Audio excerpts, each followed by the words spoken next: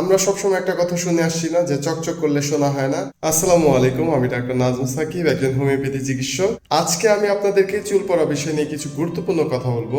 আমাদের চুল কেন পড়ে, আমরা কি কারণে চুলের জন্য এত হয়রানি হই, কেন আমরা এত টেনশনের মধ্যে থাকি যে চুল পড়ে যাচ্ছে, চুল পড়ে যাচ্ছে, এখন কি করি? তখন আমরা কোনো কিছু কুল কিনারা না পেয়ে কি করি, বাজারে পাওয়া যায় এমন অনেক চুলের তেল রয়েছে যে তেলগুলো আমরা ক্রয় করি, না বুঝে না জেনে না যাচাই করে আমরা সেটি মাথায় দেওয়া শুরু করি। কিভাবে? দেখা দেখি করে। কমেন্টসে দেখতেছি যে অনেকে তো ভালো ফিডব্যাক দিচ্ছে। আমি কিন্তু একটা কথা বারবার বলে আসি যে সবার ক্ষেত্রে সবকিছু কিন্তু এক হয় না। তো চুলের বিষয়টা, চুল কিন্তু বংশগত কারণে হতে পারে চুল পড়া। অনেকের চুল পড়ে যায়, অল্প বয়সে চুল পেকে যায়, এগুলো বংশগত কারণে হতে পারে। কারো যদি হরমোনাল সমস্যা থাকে সেক্ষেত্রে হতে পারে। কোনো কোনো রোগের ক্ষেত্রে হতে পারে, যেমন থাইরয়েডের কারণে চুল পড়তে পারে, মানসিক টেনশন থাকলে চুল পড়তে পারে, ঘুমের কারণে চুল পড়তে পারে, আয়রনের ঘাটতি থাকলে চুল পড়তে পারে, ভিটামিন B12 এর সমস্যা থাকলে চুল পড়তে পারে, টাইফয়েড, জ্বর টর, তারপরে চর্মের পীড়া, চুলকানো, এইসব থেকেও কিন্তু চুল পড়তে পারে। তো চুলের কিন্তু পড়ার কোনো শেষ নেই। এটির জন্য আমরা কি করি? মাথায় তেল দিই। তেল দিলে আমাদের চুল গজাবে। কয়দিনে গজাবে?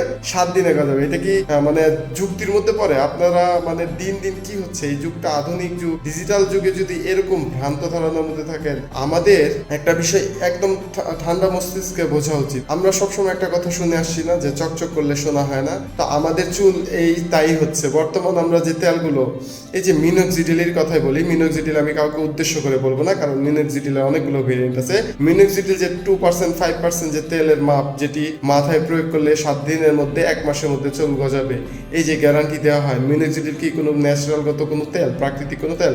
এটি কিন্তু রাসায়নিকভাবে তৈরিকৃত একটি তেল, আর এটি স্বীকৃতিপ্রাপ্ত বিধায় এটিকে প্রাধান্য দেওয়া হচ্ছে। মূলত এটিও কোনো সলিউশন না। আমাদেরকে যেটি করতে হবে সেটা হচ্ছে আমাদের যে ইমিউন সিস্টেম, এই যে রোগ প্রতিরোধ ক্ষমতা, এটিকে বৃদ্ধি করতে হবে। এটিকে বাড়াতে হলে আমাদেরকে নিয়ম মাফিক চলতে হবে, সুষম খাদ্য খেতে হবে, ঘুমটাকে ঠিক রাখতে হবে, পর্যাপ্ত পরিমাণে পানি খেতে হবে, আয়রনের ঘাটতি পূরণ করতে হবে, ভিটামিন 12 B12 সেটির ঘাটতি পূরণ করতে হবে। এখন আয়রন তো কলাতে আয়রন আছে, ঢেঁড়সে আয়রন আছে, আরো অনেক কিছুতে আয়রন আছে। আমরা তো এটা করতে পারি, এগুলো খাবো কেন? আমরা তেল যদি মাথায় দিয়ে চুল গজাতে পারি, তাহলে এই ঘাটতিগুলো তো পূরণ করতে হবে। তো এগুলোকে কি বলে, এটাকে পিষে ভর্তা বানিয়ে এগুলো রসত মাথায় দিয়ে এই আয়রনটা আমরা মাথা দিয়ে সুন্দর ঢুকাতে পারি, তাহলে চুলের গ্রোথটা আরো বেশি হবে। আমার কাছে সেটাই তো মনে হচ্ছে। বিষয়টা আমি একটু ফাজলামি করে বললাম। আপনারা সব সময় নিজে থেকে একটু চিন্তা করবেন।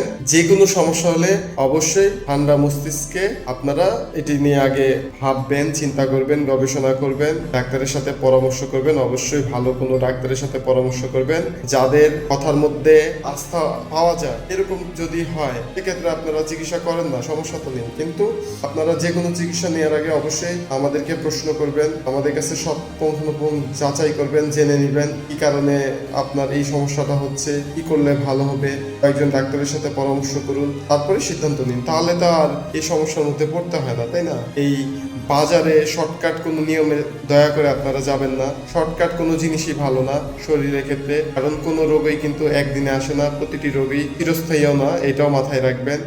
প্রত্যেকটা রোগের যেমন সমস্যা আছে তেমন এটার সমাধানও আছে। আগামীতে হয়তোবা অন্য আরো একটি ভিডিও নিয়ে আপনাদের সামনে উপস্থিত হবে। সকলে ভালো থাকবেন, সুস্থ থাকবেন। ধন্যবাদ।